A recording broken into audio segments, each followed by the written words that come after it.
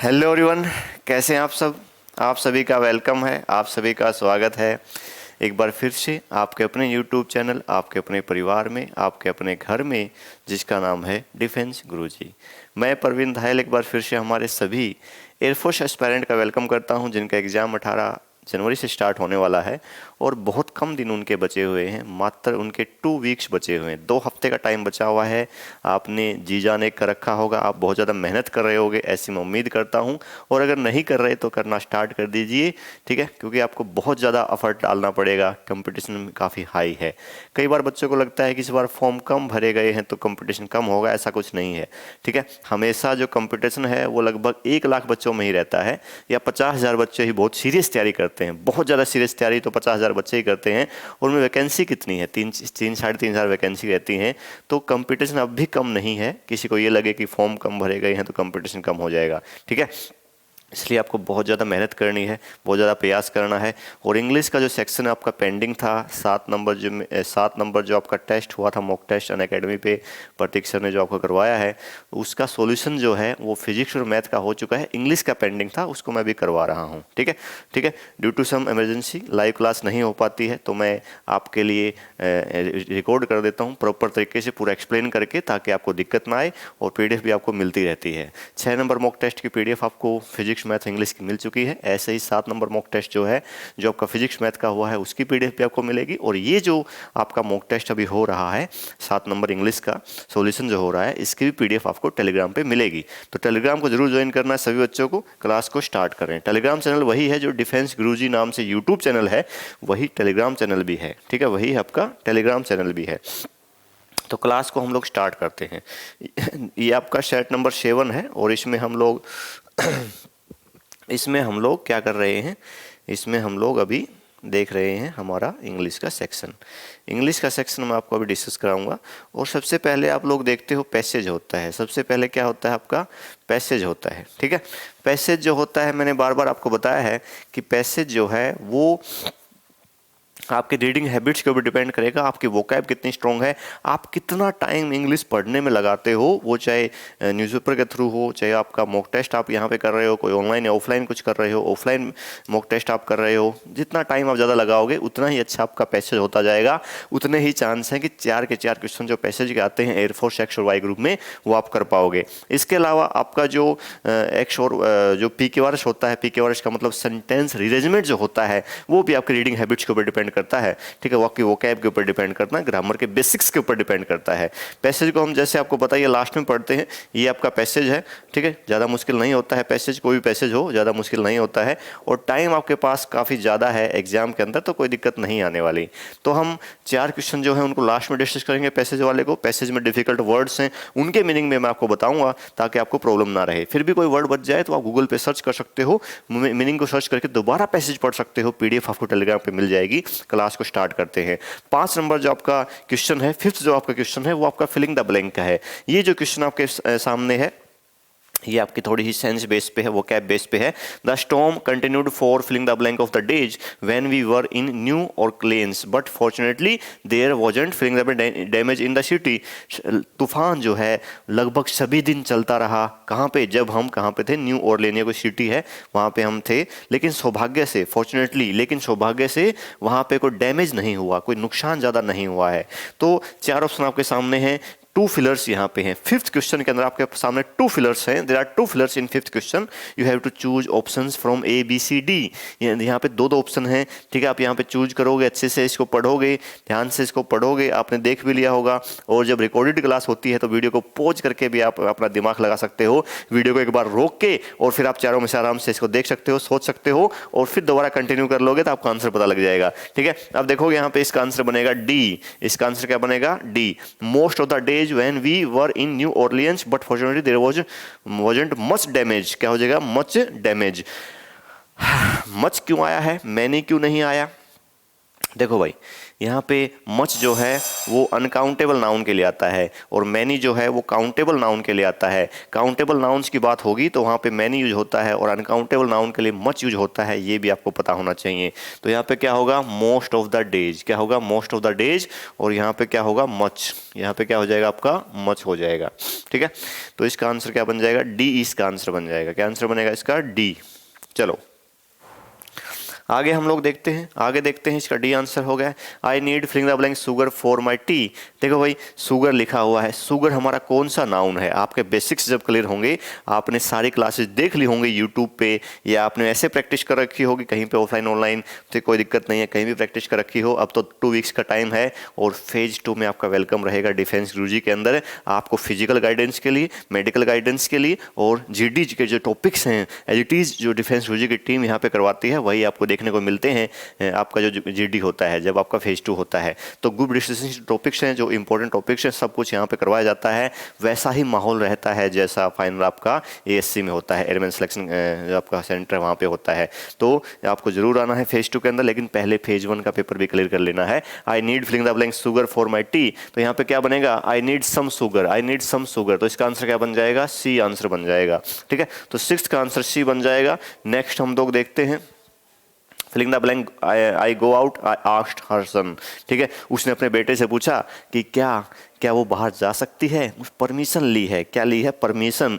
ठीक है, बचपन से हम लोग मे आई कम इन सर बोल रहे हैं, मे आई कम इन मैम बोल रहे हैं, तो हम परमिशन जब लेते हैं, ठीक है, परमिशन के लिए हम मॉडल यूज करते हैं। मे आपको मॉडल भी करवाए गए हैं, हर एक टॉपिक का जो आपके एग्जाम के लिए इंपॉर्टेंट था वो हर एक आपको करवाया गया है। मिशन यूनिफॉर्म बैच में, प्रतिज्ञा बैच में, कर्ण बैच में, अंतिम युद्ध बैच में, हर एक टॉपिक ग्रामर का हो चाहे वोकैब का हो, जो आपके लिए इंपॉर्टेंट था, हर एक चीज़ आपको करवाई गई है। ठीक है, इनको आप देख सकते हो अगर आपने अभी तक नहीं देखा है तो। ठीक है, तो इसका आंसर बनेगा बी आंसर बन जाएगा। परमिशन के लिए मे यूज होता है, 7th का बी आंसर बन जाएगा। C advise that I filling the blank curtail expenditure, उसने एडवाइस दिया, क्या एडवाइस दिया, शुड आता है। जब भी बात होती है एडवाइस की तो वहाँ पे क्या आता है, शुड आता है। ठीक है, सिंपल सा है। ठीक है, यू शुड वर्क हार्ड, ये मैं एडवाइस आपको दे रहा हूँ, सजेशन मैं आपको दे रहा हूँ। यहाँ पे इंपॉर्टेंट वर्ड आपके वोकैब के लिए है। कर्टेल का मतलब होता है डिक्रीज करना, कर्टेल का मतलब है डिक्रीज करना, कम करना, खर्चों को कम करना। एक्सपेंडिचर किसकी बात हो रही है, एक्सपेंडिचर जो होता है, जो खर्चा होता है। ठीक है, उसने एडवाइस दी कि मुझे अपने खर्चे कम करने चाहिए, मुझे सेविंग करनी चाहिए, ये उसने मुझे एडवाइस दी है। तो एडवाइस के लिए शुड यूज होता है, तो सिंपल सा है। ठीक है, लेकिन कर्टेल जो वर्ड है, कर्टेल जो वर्ड है वो आपकी वोकैब के लिए इंपॉर्टेंट है। एक्सपेंडिचर वर्ड आपकी स्पेलिंग एरर के लिए इंपॉर्टेंट है। हर एक वो चीज जो आपकी वोकैब के लिए भी इंपॉर्टेंट है, साथ साथ आपको पहले भी मैंने बताई है और आज मैं आपको बता रहा हूं। हर एक मॉक टेस्ट जब भी आपका होता है, हर एक क्वेश्चन जब आपका होता है, तो उस क्वेश्चन के अंदर जो जो इंपॉर्टेंट चीज होती है, वो चाहे वोकैब के पॉइंट ऑफ व्यू से हो, चाहे ग्रामर के पॉइंट ऑफ व्यू से हो, हर एक चीज मैं आपको पहले ही बताता आया हूं और आगे भी आपको ऐसे ही गाइड करते रहेंगे। ठीक है, हमारी तरफ से ना पहले कमी रही है ना आगे कमी रहेगी। ठीक है, तो कर्टेल मीन्स होता है डिक्रीज करना, किसी चीज को कम करना। नेक्स्ट देखते हैं, the director made the officers filling the blank longer than usual. Usual का मतलब होता है normal.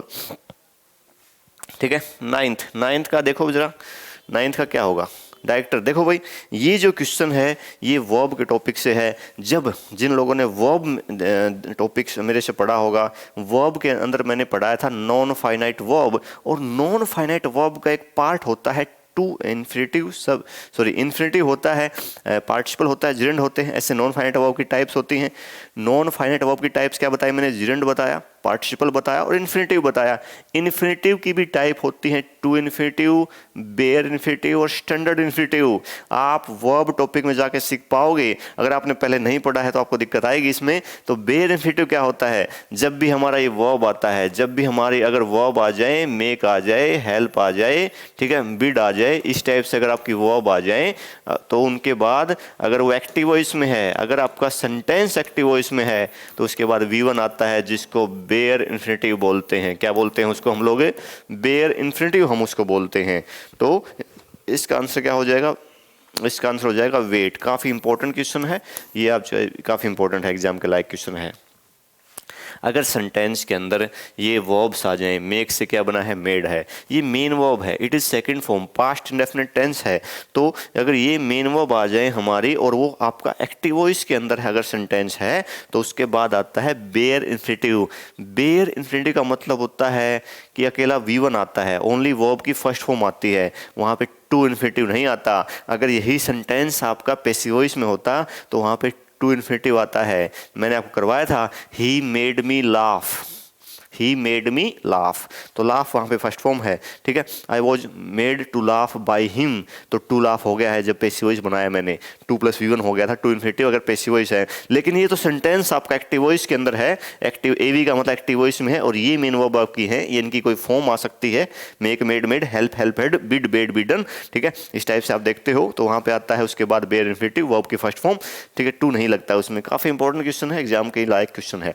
Neither of the man filling the blank here yet, आपको बताया कि neither, either, none, somebody, nobody, no one, nothing, इस टाइप से जो सारे होते हैं इंडेफिनेट प्रोनाउन टाइप में, ये सारे सिंगुलर हैं, ये सारे सिंगुलर हैं। तो नाइदर जो है आपका सिंगुलर है, ऑफ तो प्रीपोजिशन है, ये आपका प्रीपोजिशनल ऑब्जेक्ट है। सारा खेल बेसिक्स का है। अगर आपके बेसिक्स बहुत स्ट्रॉन्ग है, आपने प्रैक्टिस बहुत अच्छी कर रखी है, तो कोई आपको नहीं रोक सकता 18 प्लस स्कोर करने से। आउट ऑफ 20, 18 या 19 या आउट ऑफ 20, 20 आउट ऑफ 20 भी आप ले सकते हो, 20 में से 20 नंबर भी आप ले सकते हो। बच्चे ले रहे हैं, हमारे स्टूडेंट्स ने, मेरे स्टूडेंट्स ने, बहुत से बच्चों ने लिया है, तो आप भी ले सकते हो बचे हुए टाइम में बहुत ज़्यादा मेहनत करके, ठीक है। नाइदर क्या है आपका, इसके साथ वर्ब क्या आएगी, सिंगुलर आएगी, क्या आएगी, सिंगुलर। नाइदर आपका सिंगुलर होता है तो वर्ब भी क्या आएगी, सिंगुलर हो जाएगी। नाइदर आपका ये आपका सिंगुलर प्रोनाउन है तो वर्ब भी क्या लेगा, सिंगुलर। जैसा सब्जेक्ट वैसी वर्ब होती है, यही तो है आपका सब्जेक्ट वर्ब एग्रीमेंट, जिसको हम सिंटैक्स बोलते हैं, या सब्जेक्ट वर्ब कॉनकॉर्ड जिसको हम बोलते हैं, ठीक है। ऐसे हम देखेंगे, इस हिसाब से आपका हो जाएगा, ठीक है। और हमने वॉज क्यों नहीं लिया, क्योंकि ये प्रेजेंट की बात है। हेयर जहाँ पे आता है, हेयर आ जाए तो प्रेजेंट के लिए आता है, देयर पास्ट के सेंस में आता है। हेयर लिखा हुआ इसलिए हमने वॉज नहीं लिया। वैसे वॉज भी सिंगुलर ही था, लेकिन अगर ये प्रेजेंट की बात है तो हम यहाँ पे इज लेंगे, और वर और तो प्लूरल होते हैं, तो प्लूरल तो कोई क्वेश्चन है ही नहीं, तो इसका आंसर बनेगा ए, तो इज हो जाएगा इसमें आंसर। काफ़ी अच्छा क्वेश्चन था ये भी। आगे देखेंगे, select the sentence that means the same as the given sentence.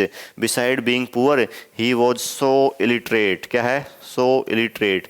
यहाँ पे थोड़ी सी टाइपिंग एरर लग रही है मुझे, इलिटरेट लिख लेना, यहाँ पे इलिटरेट भी था, यहाँ तक था सेंटेंस, ठीक है। क्वेश्चन नंबर 11 जो ऊपर है, ये 11 नंबर क्वेश्चन है। क्या लिखा हुआ है, बिसाइड्स बीइंग पुअर। बिसाइड्स का मतलब होता है एक्सेप्ट, के अलावा। आपको जो प्रीपोजिशन मैंने करवाया, कंसेप्चुअल प्रीपोजिशन में आपको डिफरेंस मैंने बताया बिसाइड एंड बिसाइड्स में। बिसाइड मतलब नियर बाई, और बिसाइड्स का मतलब क्या होता है, के अलावा। तो बिसाइड्स बीइंग पुअर, गरीब होने के अलावा, सी वॉज ऑल्सो इलिटरेट, वो क्या है, इलिटरेट भी है, ठीक है। तो इस हिसाब से आप देखोगे, she was not only poor but also illiterate, she was not only poor but also illiterate। तो इसका आंसर क्या बन जाएगा, बी आंसर बन जाएगा। इसका आंसर क्या बन जाएगा, B. she was not only poor but also illiterate, but also illiterate, ये आपको देखना है, ठीक है। तो ये आप देख लोगे यहाँ पे, तो इसका आंसर बन जाएगा बी। इसका आंसर क्या बन जाएगा, बी आंसर बन जाएगा इसका, ये आपको देखना है, ठीक है। चलो आगे देखते हैं, हम लोग आगे देखते हैं। बी आंसर इसका हम यहाँ पे ले लेंगे, इसके बाद हम देखते हैं।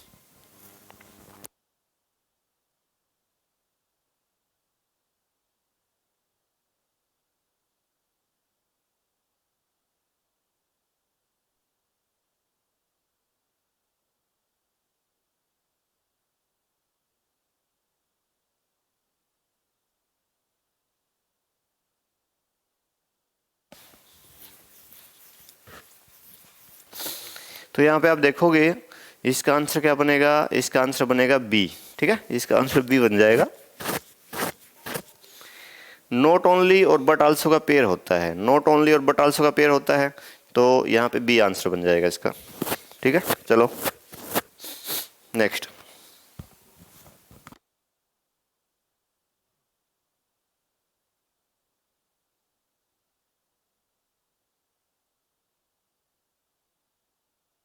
एडजेक्टिव फॉर्म ऑफ मैन,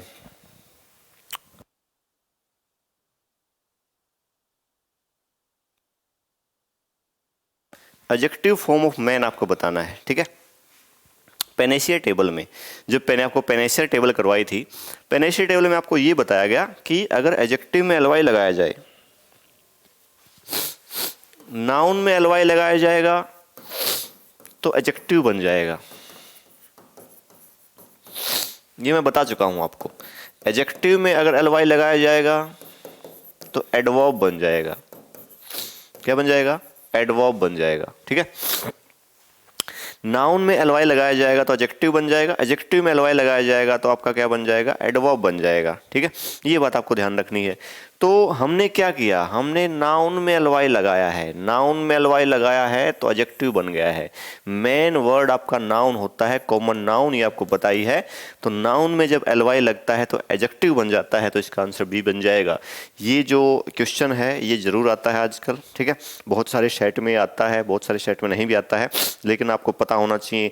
यही सारा खेल है बेसिक्स का, जो पेनेशिया टेबल आपको करवाई गई, हर एक बैच में आपको करवाई गई है। जब भी कोई बैच स्टार्ट होता है तो मैं बेसिक्स जरूर करवाता हूं, फंडामेंटल्स जरूर करवाता हूं, क्योंकि नींव मजबूत होनी जरूरी है। अगर आपका बेस स्ट्रांग है तो आप कुछ भी, कितने भी ऊंची इमारत बना सकते हो, यानी कितना भी ऊंचा आप जा सकते हो, कोई भी रैंक आप ले सकते हो। तो इसलिए हर एक बैच में करवाया गया है, ठीक है।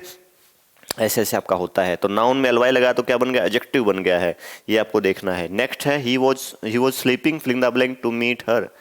ही वॉज स्लीपिंग, ठीक है, वह सो रहा था। कब?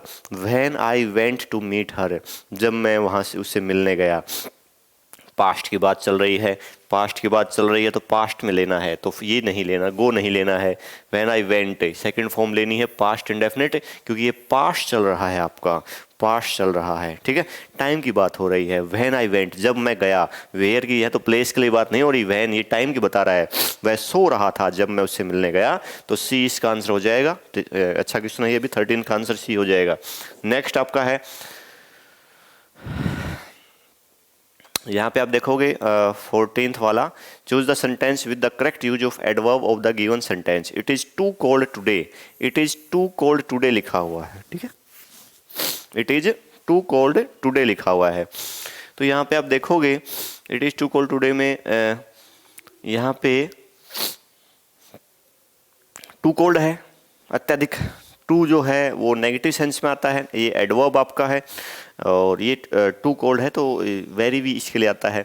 जब मैंने आपको एडवर्ब पढ़ाया था, जब आपको एडवर्ब पढ़ाया गया, वहाँ पे वेरी और टू में डिफरेंस बताया गया था, तो वहाँ पे चीज़ बताई गई थी, it is very cold today. तो इसका आंसर ए हो जाएगा, इसका आंसर ए हो जाएगा, ठीक है। 14th का आंसर क्या हो जाएगा? A. Next, please shut the door and go to sleep. ये आपको पैसिव वॉइस बनाना है। एक्टिव पैसिव आपके सामने आ चुका है। आपके एग्जाम में active voice, passive voice, narration जो है इस टाइप से जरूर आता है, ठीक है। प्लीज शट द डोर, ये इंपेरेटिव सेंटेंस है। जब भी ऑर्डर, रिक्वेस्ट या सजेशन की बात होती है, वहाँ पे क्या होता है? इंपेरेटिव सेंटेंस वो लेट से बनता है या यू आर रिक्वेस्टेड से बनता है, सेंस बेस पे बनता है, ठीक है। तो यहाँ पे लेट वाला तो स्ट्रक्चर सही नहीं बना हुआ है। You are requested to shut down and go to sleep, you are requested, request की गई है। प्लीज, अगर ऊपर प्लीज लिखा हुआ है क्वेश्चन के अंदर, तो आंसर में पैसिव वॉइस जब बनाओगे तो प्लीज नहीं आएगा, उस प्लीज के बदले रिक्वेस्ट आ चुका है। तो you are requested to shut the door and go to sleep. तो इसका आंसर क्या हो जाएगा? सी हो जाएगा, ठीक है। Question number 16 and 17, find the wrongly spelled word. Wrongly spelled word आपको बताना है, ठीक है। कौन सा वर्ड की स्पेलिंग रॉन्ग है वो आपको बताना है। ये भी अच्छा क्वेश्चन है।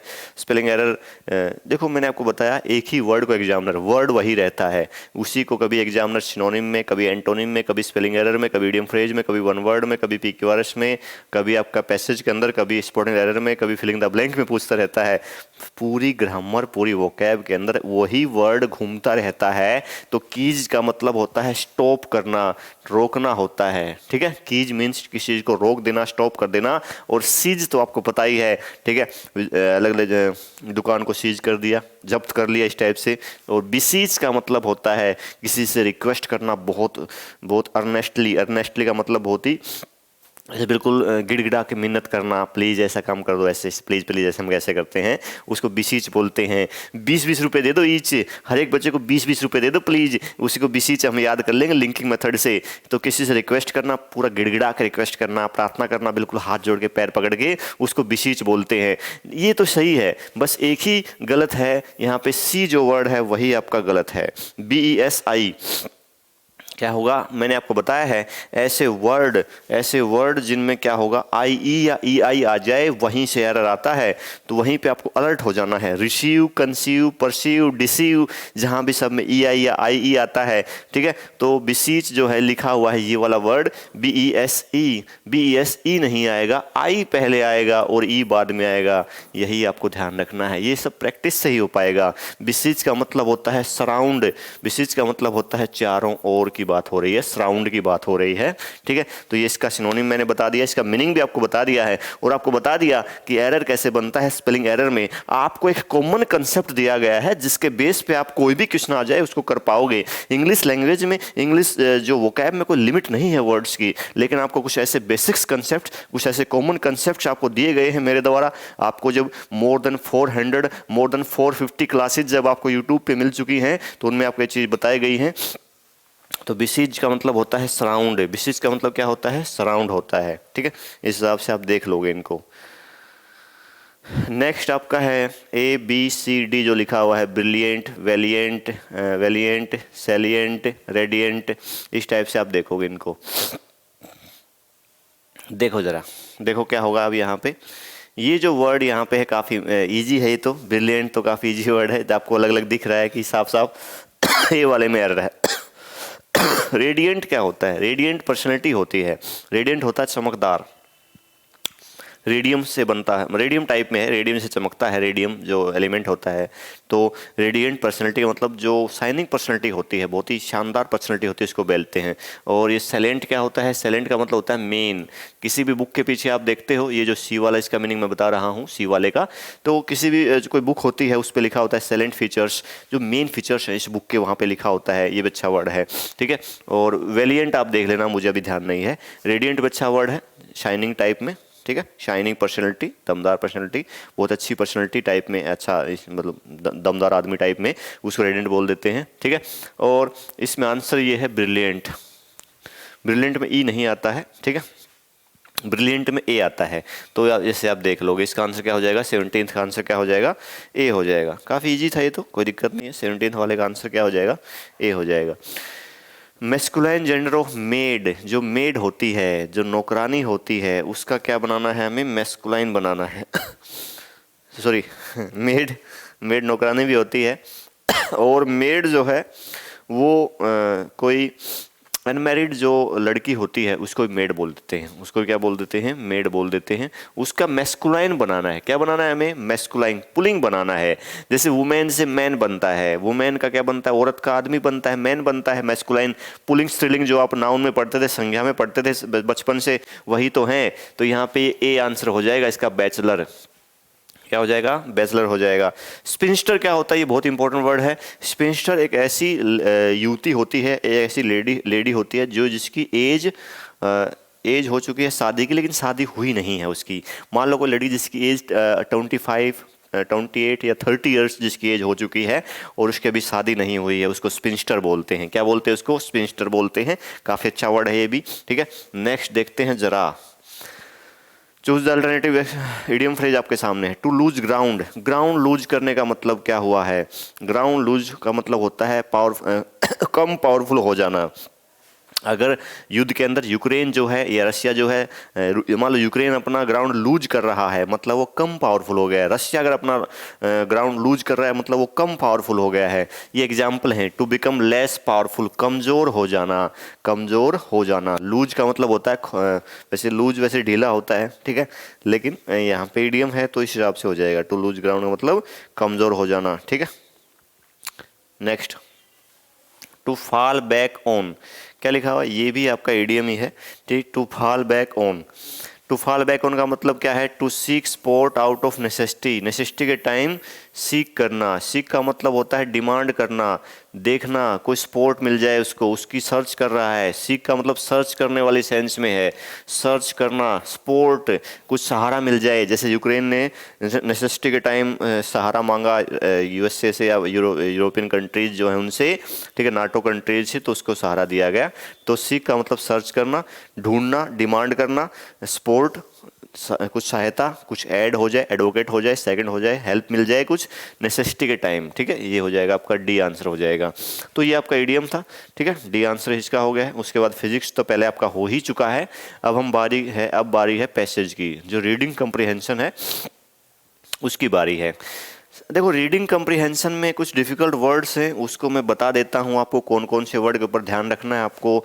यहाँ पे ये वाला वर्ड जो है एस्थेटिक्स, यहाँ पे जो वर्ड लिखा एस्थेटिक्स लिखा हुआ है, क्या लिखा हुआ है, एस्थेटिक्स जो वर्ड लिखा हुआ है, इसका मतलब होता है study of beauty. Study of beauty, STUDY, study of beauty. Beauty, जो ब्यूटी होती है, सुंदरता होती है, उसकी स्टडी करना, ठीक है। A great variety of vegetable and combined with herbs, annual, perennial। perennial होता है सदाबहार, हिंदी में एक वर्ड है सदाबहार, ठीक है। perennial इसका मतलब होता है एटर्नल। क्या मीनिंग है? Eternal, ever lasting.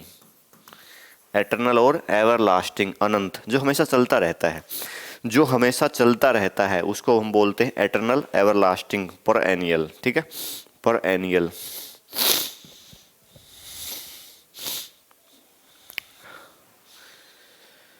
The concept of kitchen garden dates back to several thousand years. By 1700 BC, the Egyptians had a recorded history of growing over 500 herbs, which were used as drugs to cure illness. In today's India's herbal medicine and aromatic plants are the new entrants. यहाँ पे एक word है entrants लिखा हुआ है, ठीक है। Entrance का मतलब होता है बिगिनर। क्या होता है? बिगिनर, जो शुरुआत कर रहे हैं किसी चीज़ की, जो बिगिनर होते हैं, बिगिनर, शुरुआती, न्यू कमर टाइप में बिगिनर, ठीक है। Entrance means beginner in Indian gardens. As in cities people mostly reside. क्या लिखा हुआ? रिजाइड लिखा हुआ है। रिजाइड का मतलब होता है ऑक्यूपाई, ठीक है, मोस्टली ऑक्यूपाई, घेर लेते हैं उस चीज़ को, ऑक्यूपाई, ऑक्यूपाई यहाँ पे हो जाएगा, ठीक है। perennial मीन्स एवरलास्टिंग, और एटर्नल हमेशा चलता रहता है जो। Entrance means beginner, new comer, ठीक है। एस्थेटिक्स मतलब स्टडी ऑफ ब्यूटी, इस टाइप से। और रिजाइड का मतलब ऑक्यूपाई करना। In high rise apartments, kitchen garden in roofs of terrace are coming up where pot culture is the current trend. Today herbs are appreciated for the beauty and their use in health care. Chefs use herbs to live in their dishes. देखिए, जो chef लोग होते हैं वो भी herbs का use करते हैं, देखिए, उनका डिश जो है टेस्टी हो जाए, स्वादिष्ट हो जाए, ठीक है। और इजिप्शियन जो होते थे वो उन्होंने 500 से ज़्यादा हर्ब्स, जो औषधियाँ थी, वो उन्होंने उगाई थी। किसके लिए? जो ड्रग्स बनाते थे, दवाई बनाते थे, इलनेस को क्योर करने के लिए, बीमारी को ठीक करने के लिए। ये जो क्वेश्चन आएंगे आगे, उनके आंसर बता रहा हूँ, इसके यही आंसर आने वाले हैं। पैसेज को आराम से पढ़ोगे, कोई दिक्कत नहीं है। 20 मिनट मैंने बताया, मोर देन सफिशिएंट है आपके लिए, आराम से आप कर पाओगे, कोई दिक्कत आपको नहीं आने वाली है। लास्ट टाइम में आपको अपना कॉन्फिडेंस लूज नहीं होने देना है। आखिरी समय में आपको बहुत ज़्यादा मेहनत करनी है। बहुत से लोग लास्ट टाइम में कम मेहनत करते हैं, ठीक है, और वो जो बहुत ज़्यादा पहले मेहनत करते हैं लेकिन लास्ट में थोड़े कम मेहनत करते हैं, कुछ लोग मैंने ऐसे भी देखे हैं। लेकिन लास्ट में बहुत ज़्यादा एफर्ट करने की ज़रूरत है, रिवीजन करने की ज़रूरत है। मैक्सिमम से मैक्सिमम आपको रीडिंग करनी है, प्रैक्टिस करनी है, ग्रामर, वोकैब, मॉक टेस्ट जितना हो सके आपसे रिवीजन, जितने नोट्स आपने बनाए हैं इतने महीनों में, इतना महीनों और सालों की तपस्या जो आपकी है, उसको अब उसका रिजल्ट मिलने का टाइम है। तो इसमें अपनी प्रिपरेशन को अब लूज मत होने देना, अपनी प्रिपरेशन को बहुत अच्छे तरीके से आपको जारी रखना है, ठीक है। So herbs in Indian kitchens garden is coexisting with annual and perennial flowers, ठीक है। तो इस हिसाब से लिखा हुआ है। ये काफ़ी इजी है, ठीक है, काफ़ी इजी पैसेज है, आराम से इसको पढ़ लेना। The Egyptians use to grow over 500 herbs. Egyptians जो थे वो ग्रो करते थे मोर देन 500 हर्ब्स। किसके लिए?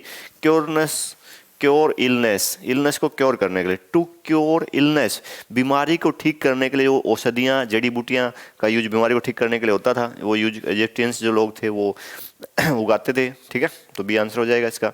The theme of the passage is, theme क्या है पैसेज की, जो किचन गार्डन होते हैं, जो किचन गार्डन होते हैं वो इसके ऊपर ये पैसेज है। देखो थीम की जब बात होगी या मेन आइडिया आपसे पूछ ले, ठीक है, या मूड पूछ ले, इस टाइप से जो क्वेश्चन आएंगे आपके, थीम पूछेगा, मेन आइडिया पूछेगा, मतलब किसके इर्द गिर्द बात चल रही है पैसेज के अंदर है वो आपको बताना होगा। तो पूरे पैसेज जब आप पढ़ोगे तो उसमें किचन गार्डन की बात हो रही है। भाई शहरों में लोग अपार्टमेंट बिल्डिंग्स में रहते हैं, 20-20, 50-50 मंजिल बिल्डिंग में रहते हैं, तो उनका इतना स्पेस नहीं होता है, तो किचन गार्डन का वहाँ पे है, किचन के अंदर ही गार्डन बना लेते हैं, जो अपना किचन वही गार्डन बना लेते हैं, ठीक है, उसकी बात चल रही है, तो बी इसका आंसर हो जाएगा। नेक्स्ट आपका है किचन गार्डन है more become popular in Indian cities. Indian cities में किचन गार्डन क्यों पॉपुलर हो गए हैं, क्योंकि वहाँ पे जो स्पेस जो है वो कम है, हायर जो ओपन स्पेस क्या है कम है, तो किचन में ही गार्डन बनाना पड़ता है उनको, ठीक है, तो इसका आंसर क्या हो जाएगा, डी दिया हुआ है लेकिन आंसर इसका बी हो जाएगा, इसका बी आंसर कर लेना, ठीक है। जो हायर जो प्लेसेज हैं, हायर हायर मतलब जो अपार्टमेंट में रहते हैं, जो लोग जो अपार्टमेंट में रहते हैं जो हाई राइजिज होते हैं, हाई राइजिज का मतलब ये है कि जो बिल्डिंग्स में रहते हैं वहाँ पे ओपन स्पेस तो कम होता है, तो किचन में ही गार्डन बना लेते हैं वो लोग, किचन के अंदर ही पेड़ पौधे अपने लगा लेते हैं, ठीक है। पोट कल्चर बोल रहा है लास्ट में भी, वहाँ पे पोट कल्चर बहुत चलता है, पोट मतलब मटका टाइप में गमला जो होता है उसमें ही वो अपना पौधे वगैरह लगा लेते हैं ऊपर ही, ठीक है, इस हिसाब से आपका हो जाएगा, तो बी इसका आंसर हो जाएगा। नेक्स्ट चेफ्स, जो शेफ लोग होते हैं, शेफ्स लोग होते हैं, हर्ब्स को यूज करते हैं किसके लिए, to make food tastier, food को टेस्टियर बनाने के लिए, और ज़्यादा टेस्टी बनाने के लिए जो शेफ लोग होते हैं वो हर्ब्स यूज करते हैं। अब जैसे आप लोग धनिया डाल लेते हो, ठीक है, धनिया डाल लिया और कुछ डाल लिया ताकि आपकी दो अरोमा जो है, सुगंध जो है वो खाने से अच्छी आए, अच्छी महक आए, ऐसे शेफ लोग करते हैं, हर्ब्स को यूज करते हैं खाने को टेस्टी बनाने के लिए, तो ये चीज़ आपको ध्यान रखनी है। ऐसे आप 4 के 4 क्वेश्चन कर पाओगे पैसेज के भी, कोई आपको दिक्कत नहीं आएगी पैसेज के अंदर भी, तो आपको घबराना नहीं है पैसेज को देख के या सेंटेंस रिअरेंजमेंट को देख के, जिसको पी के वारिस नॉर्मली लोग बोल देते हैं क्योंकि वो पी के वारिस की फॉर्म में ही लिखा होता है, एक्चुअल में पी के वारिस उसका नाम नहीं है, उसका नाम है सेंटेंस रिअरेंजमेंट या अरेंजमेंट ऑफ सेंटेंसेज या जंबल्ड सेंटेंस या जंबल्ड वर्ड्स या जंबल्ड सेंटेंस उनको हम बोल देते हैं, तो उनसे घबराना नहीं है। इसके अलावा ग्रामर के जो टॉपिक्स आपने पढ़े हैं, जो नोट्स आपने बनाए उनको रिविजन कीजिए, जो रूट वर्ड्स सफिक्स और प्रीफिक्स सफिक्स रूट वर्ड्स आपने लिखे उनको रिवाइज कीजिए, जो नेगेटिव प्रीफिक्स का यूज होता है एंटोनिम के टाइम उनको पढ़िए, जो वोकैब आपने लिखी है अच्छे से नोट्स बनाए उनको रिवाइज कीजिए, और मैक्सिमम से मैक्सिमम प्रैक्टिस करते रहिए, मॉक टेस्ट करते रहिए, चाहे ऑनलाइन हो ऑफलाइन हो, जहां भी आपको मौका मिले प्रैक्टिस करते रहिए, ठीक है। तो प्रैक्टिस जरूरी है आपका, revision is the key to success, practice is the key to success, ये आपको ध्यान रखना है। और इंग्लिश इज ईजी ये स्लोगन हमने लिया था आज से 2 साल पहले, और उसको हमने साकार किया है। जो लोग जुड़े हुए हैं लगातार इतने लंबे टाइम से, वो उन लोगों ने अच्छा स्कोर भी किया है इंग्लिश के अंदर, 20 का 20 भी स्कोर किया था। जो लोग 12 नंबर लेने के लिए तरसते थे, 10 नंबर लेने के तरसते थे, आज वो 18, 19, 20 के 20 नंबर भी ले रहे हैं। इन लोगों ने अच्छे से प्रिपरेशन की है डिफेंस के साथ इंग्लिश की, आप भी अच्छा स्कोर करोगे यही उम्मीद है। ऑल द बेस्ट आपके अपकमिंग एग्जाम के लिए। मिलेंगे हम अगली क्लास में एक और नए मॉक टेस्ट के सॉल्यूशन के साथ, तब तक के लिए bye bye, take care. PDF आपको टेलीग्राम पे मिलेगी, पीडीएफ की चिंता नहीं करनी है, इंग्लिश वाली भी और फिजिक्स और मैथ वाली भी, मॉक टेस्ट नंबर 7 का जो सॉल्यूशन हुआ है उसकी। मिलेंगे अगली क्लास में, तब तक के लिए बाय बाय, टेक केयर, जय हिंद।